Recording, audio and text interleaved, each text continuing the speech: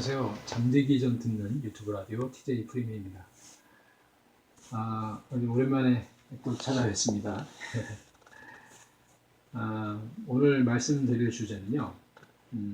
가족이라면 무조건 희생해야 되는가? 가족이라면 무조건 잘 지내야 되는가? 라는 주제입니다. 코로나의 역설이죠. 얼마 전에 봤던 신문기사 보니까 코로나 때문에 이혼 이율이 반으로 줄었고요. 그리고 그 명절날 꼭 발생하는 가족 간의 어떤 폭력 사건, 그다음에 불행과 관련된 여러 가지 사건들이 거의 뭐 3분의 1 토막 났다고 하나요? 그렇게 줄었다고 합니다. 그거를 좀 다르게 말을 해보면 그만큼 이 세상에 살고 있는 많은 가족들이, 적지 않은 많은 가족들이 불행한, 화목하지 않은 가족 관계를 갖고 있다는 얘기죠. 가족이란 관계는 참 애정의 관계인 것 같아요. 너무나 좋고 소중한 관계이기도 하지만, 음, 좀 문제가 있거나, 나쁜 영향을 주거나, 또 서로 상처 주는 그런 관계이기도 하죠. 그러니까 남보다 더 심하게. 그러지만, 그럼에도 불구하고 쉽게 떠날 수 없는 그런 관계인 것 같습니다. 그 오늘의 강의 주제, 가족이라면 무조건 희생해야 되는가? 또 무조건 잘 지내야 되는가라는 질문에 대해서 우선 답부터 먼저 명쾌하게 말씀드리자면 아니다. 가족 간에도 무조건 뭐 이렇게 뭐 약간 좀 화목하지 않게 지낼 수도 있겠고요. 또 가족이라 할지라도 희생하지 않아야 될 때가 있습니다. 여기서는요, 이거는 무조건 제외합니다. 범죄, 가족 간의 범죄가 일어났던 그러고는 예, 그는 무조건 고민할 필요 없이 무조건 어, 그 인연을 끊어야겠죠. 무조건 경찰에 신고를 해서 법적인 보호를 받으셔야겠죠. 언급하기 싫지만 가족 간에도 친가족 간에도 분명히 이 세상에는 그런 뭐 성폭력이라든가 아니면 잔인한 그런 폭력, 학대, 그 외에 또 많은 범죄가 일어나기도 합니다. 언급하기도 쉽지만 그것은 가족이라고 할 수 없죠. 이미 그들이 가해자가 이미 가족의 어떤 그 천륜을 그냥 어긴 거예요. 그렇기 때문에 그 상황에서는 일단 가족이라고 할 수 없죠. 그 대상이 누가 됐든 간에. 그것은 무조건 예외입니다. 여기서는 더 좋아질 수도 없고요. 개선할 여지도 없는 거예요. 그런 일이 벌어진다면. 먼저 가해자가 천륜을 끊었기 때문에 여기서 말씀을 드리고자 하는 것은 제가 말씀드리고자 하는 것은 그 외에 범죄가 아닌 그 정서적인 학대 그리고 어떤 폭력, 정신적인 폭력, 그다음에 그 정도를 넘어선 과도한 요구, 그것이 물질적인 것이 됐던 정신적인 것이 됐던 어떤 상징적인 것이 됐던 간에 그러한 관계 그런 것들을 요구하는 그런 관계에서 우리의 대처가 어떠해야 되는가입니다. 아무리 가족이라 할지라도요, 정도를 넘어선 그런 일들을 벌인다면, 요구를 한다면, 들어주는 것이 무조건 견디는 것이 참고 그냥 넘어가는 것이 잘하는 것이 아닙니다.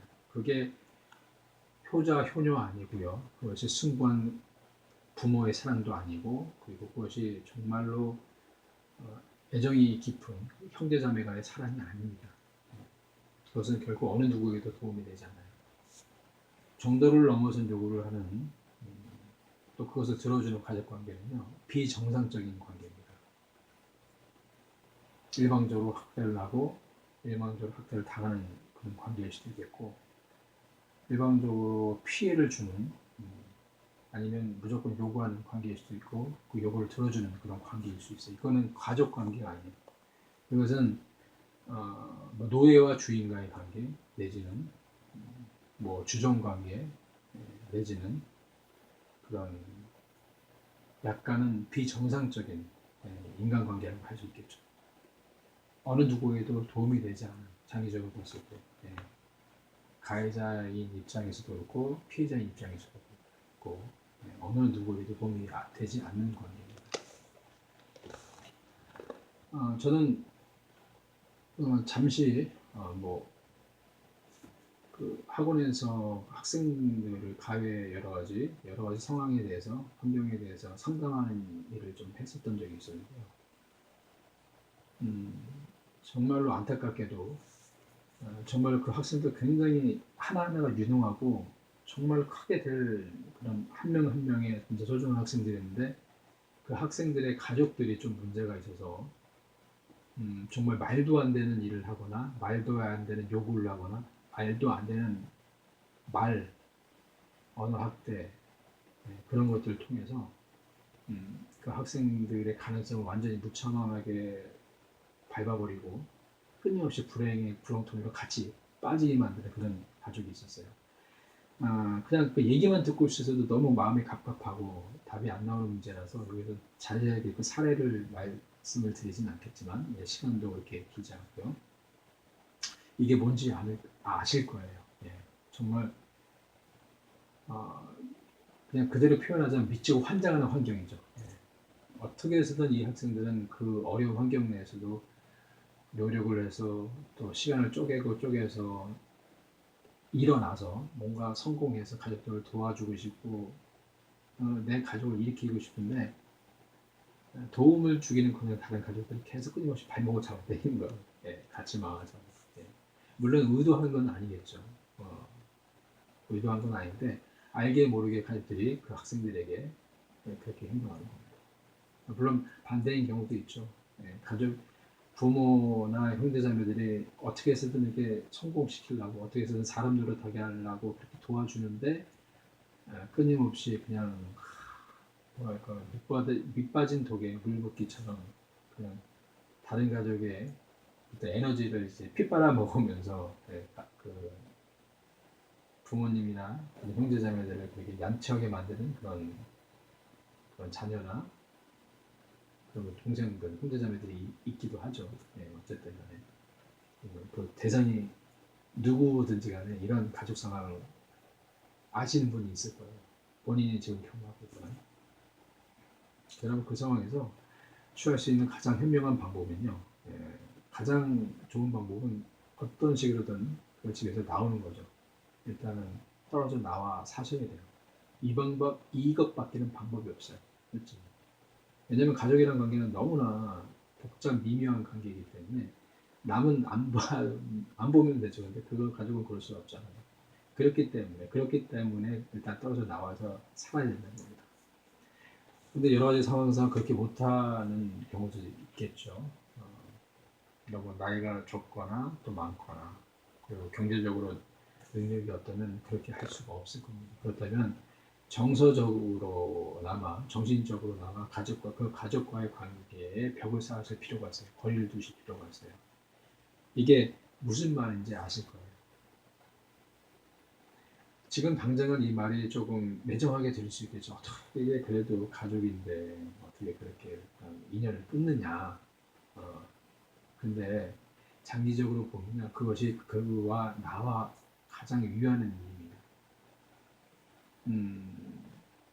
지금 당장은 그 가족이 그 부모님이나 형제나 자매 그리고 자녀가 안쓰럽겠죠. 나 아니면 무너질 텐데, 나 아니면 저거 어떻게 해야 되나 이렇게 또 생각할 수 있겠지만 일단은요 내가 튼튼한 땅 위에 두 발을 섰고 일어나서 다른 가족도 도와줄 수 있는 거예요. 비정상적인 관계는 참으로 불행한 관계는 마치 온몸에 가시를 잔뜩 두르고 있는 그런 사람들이 좁은 방에 같이 있는 것과 마찬가지예요. 가족이니까 같이 있어야지. 맞습니다. 맞긴 맞는데 가족이 같이 있으면 찢기잖아요. 서로. 계속 피가 나는 거예요. 피가 나면 어떻게 해야 돼요? 좀 그 상처가 회복될 수 있는 시간이 필요하잖아요. 아물어야지 피를 멈추고 그러는데 그런 여유조차 없는 거예요. 계속 부딪히면서 하는 거예요. 서로 찔리면서. 그러면요, 이게 상처가 아물지 않고 계속 피나고 덧나서 나중에 살이 굳은 살이 배겨서 정말 정신적으로 아주 불구가 될 수 있어요. 물질적으로도 완전히 일어날 수 없는 불구가 될 수 있어요. 왜냐하면 밑빠진 독에 물 붓기니까. 일단 가장 좋은 방법은 일단 당장은 좀 욕 먹을 수 있겠죠. 부모님에게 욕먹을 수 있겠고 형제자매들한테 욕먹을 수 있겠죠. 그리고 자녀에게 욕먹을 수 있겠죠. 어떻게 그러냐, 어떻게 그러냐, 어떻게 날 안 볼 거냐 이럴 수 있는데 그 말이 허용되지 마세요. 결국엔 본인이 성공하고 튼튼한 기반을 다지게 되면요, 정신적으로든 물질적으로든 어떤 면으로든 강해지면요, 그때가 되고 나서야 의미 있는 도움을 줄 수 있어요. 그리고 그 도움을 받게 되면 그때는 자기가 과거에 욕했던 거 싹 사라지게 됩니다. 언제 그랬나는 듯이 고무하게 되고, 결과적으로 봤을 때는. 근데 지금 자신도 위태위태해요. 어떻게 지금 뒤질 땅도 없고 언덕도 없어요. 그러면 같이 계속 그 늪에 빠져서 허우적거리는 거예요. 그러면 가족들이 나 때문에 희생해서 네가 이렇게 잘 될 수 있었는데 사회적으로 성공할 수 있고 일어설 수 있는데 나 때문에 희생해서 너무나 미안하다. 나 때문에 이렇게 됐구나. 네가 성공할 수 있는데 네가 건강해지게 될 수 있는데 또 행복한 삶을 살 수 있는데 나 때문에 그런 삶을 사는구나 이렇게 미안할 것 같죠? 아니에요. 절대 그런 말 안 할 겁니다. 또 그런 마음 안 가질 거예요. 예, 그렇기 때문에 이거는 악순환의 악순환이 될 수 있어요. 그러니까 조금 마음이 안쓰러울 수 있겠지만 지금 당장 떨어지는 것에 대해 정서적이 됐든 물리적으로 됐든 떨어지는 것에 대해서 좀 양심의 좀 가책. 예, 왜냐하면 좀 또 연민의 정이 느껴지니까 불쌍하니 그럴 수 있겠지만 그래도 일단 마음을 단단히 먹으시고 일단은 안 좋은 영향을 주니까 일단 떨어지셔야 돼요. 그리고 본인의 인생부터 챙기십시오. 예, 일단 본인이 회복되셔야 되고 그리고 본인이 건강해져야 됩니다. 강해져야 됩니다. 그리고 나서 도와주는 그 도움이 의미가 있는 걸 다시 한번 말씀드립니다. 이 부분에 대해서는 또 차차 또 저한테 좀 메일을 주시는 분, 개인적으로 메일을 주시는 분들이 있는데 이 부분에 대해서는 또 더 좀 자세히 기회가 된다고 더 자세히 말씀드리겠습니다. 오늘 이 얘기를 쉽지 않은 얘기지만 이 얘기를 끝까지 들어주셔서 감사드리고요. 또 다음에 뵙겠습니다. 안녕히 계십시오.